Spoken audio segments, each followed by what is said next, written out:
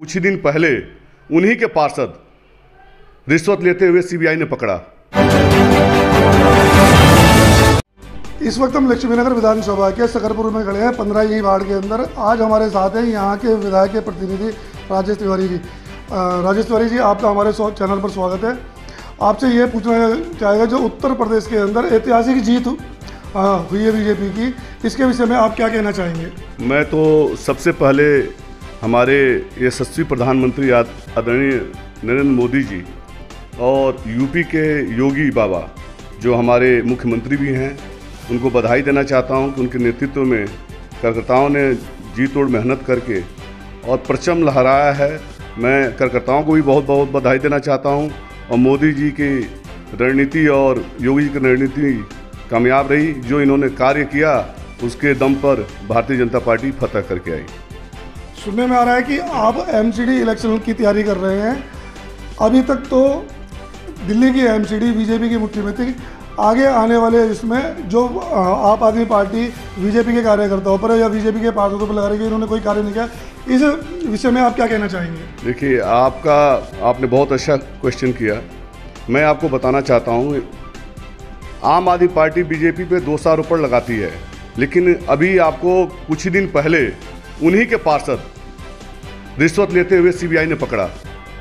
हमारे पार्षद तो नहीं पकड़े गए, बीजेपी के पार्षद तो नहीं पकड़े गए, लेकिन आम आदमी पार्टी के पार्षद को सीबीआई ने पकड़ा और उन्हें जेल भेजा। तो आप सोच सकते हैं कि 200 रुपये किस पे किया जा रहा है। केजरीवाल सरकार और केजरीवाल आम आदमी पार्टी के लोग केवल 200 रुपये करते हैं, काम करने के बजाय वो दोष ही लगाते हैं केवल। उन्होंने 13,000 करोड़ रुपये एमसीडी का बकाया रखा हुआ है, जो एमसीडी का विनाश कर रहे हैं। वो यहाँ पे विधायक श्री अभय वर्मा जी भारतीय जनता पार्टी से हैं और उनके फंड से यहाँ पे कार्य हो रहे हैं।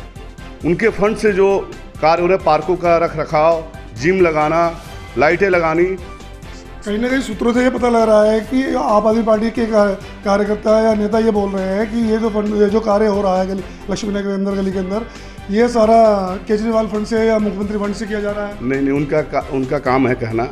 अगर जनता ने जनप्रतिनिधि चुना है और भारतीय जनता पार्टी के विधायक हैं, तो विधायक निधि से सारे कार्य हो रहे हैं। उनके कहने से कुछ नहीं होता। हमारे पास पूरे साक्ष्य हैं, हर साक्ष्य के ऊपर ही हम कार्य करते हैं। उनके कहने से उनके पास कोई साक्ष्य नहीं है। वो तो उनका काम ये है कि अगर विधायक कोई काम करे तो वहाँ जाकर खड़े हो जाते हैं, कहते हैं कि मैं काम करवा रहा हूँ। एक दूसरा कि जैसे दिल्ली के अंदर पहले ठेके भी शराब के रहे हैं, लेकिन इस बार ठेकों की कुछ रूपरेखा बदल दी गई है। जैसे कि महिलाओं के लिए पिंकी ठेके की केजरीवाल ने शुरुआत की है, जबकि हमारी भारतीय सभ्यता के अंदर चाहे चोरी छुपे सारे कार्य हो रहे हों, लेकिन जो इसको खुलापन दिया है, इसके विषय में क्या कहना चाहेंगे आप इस कार्य के लिए? देखिए, मैं आपको एक बात बताना चाहता हूँ। केजरीवाल जी पंजाब में नशा बंद कर रहे हैं और दिल्ली में नशा में लोगों को धकेल रहे हैं। यहाँ पे माताएं और बहनें बहुत परेशान हैं। आप जाके मार्केट में चाहे गलियों में आप पता कीजिए, हर गली में ठेके खोल रहे हैं। आज के समय में लड़कियां असुरक्षित हैं और लड़के जो हैं वो 16 साल से ही 12 साल से ही लड़के पीने के आदी बन रहे हैं, क्योंकि उनको दिख रहा है चमक दमक, और जाके देखते हैं कि हाँ भाई इसमें क्या है।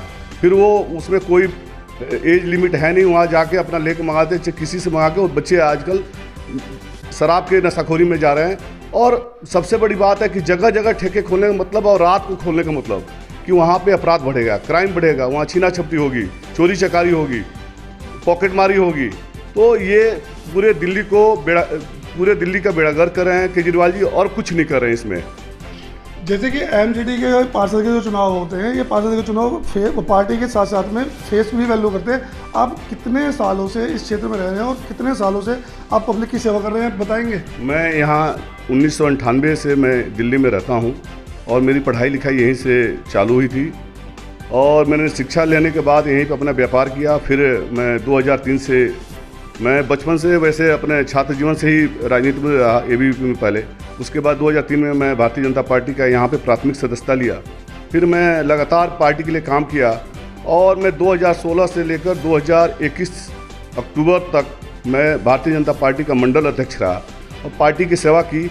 मेरे कार्यकाल में कार्यकर्ताओं के दम पे और कार्यकर्ताओं के प्यार से और मेहनत से हमने 3 चुनाव, 2017 नगर निगम का, 2019 लोकसभा का, और 2020 जो काफ़ी समय से यहाँ पे पार्टी जीती नहीं थी, हमने 2020 में भारतीय जनता पार्टी का विधायक भी बनाया और सभी कार्यकर्ताओं ने जी तोड़ मेहनत करके यहाँ पे हमने बड़े अच्छे मार्जिन से यहाँ से चुनाव जिताकर भेजा उन्हें। राजेश जी, अभी होली आने वाली है, तो ऐसे में आप अपने क्षेत्र की जनताओं से एक होली का कोई शुभ संदेश और अपनी जनता से क्या संदेश कहना चाहेंगे? देखिए, मैं अपने सभी क्षेत्रवासियों से, अपने सभी देवतुल्य कार्यकर्ताओं से निवेदन करूंगा कि वो होली आत्मीयता से खेलें, प्रेम सद्भाव से, सौहार्द से होली खेलें। हमने होली तो 10 तारीख से ही चालू कर दी थी, जब 4 स्टेट में हमने विजय फतह की थी और आदरणीय मोदी जी के नेतृत्व में हम 4 स्टेट जीत कर आए।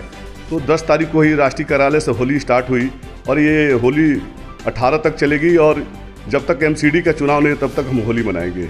आप देख रहे हैं कि किस तरह से राजेश जी ने कहा है कि जब प्रदेश कार्यालय से हमने होली का चुनाव किया, कार्यक्रम किया है, और जब तक MCD के चुनाव नहीं हो जाएंगे तब तक ये होली चलती रहेगी।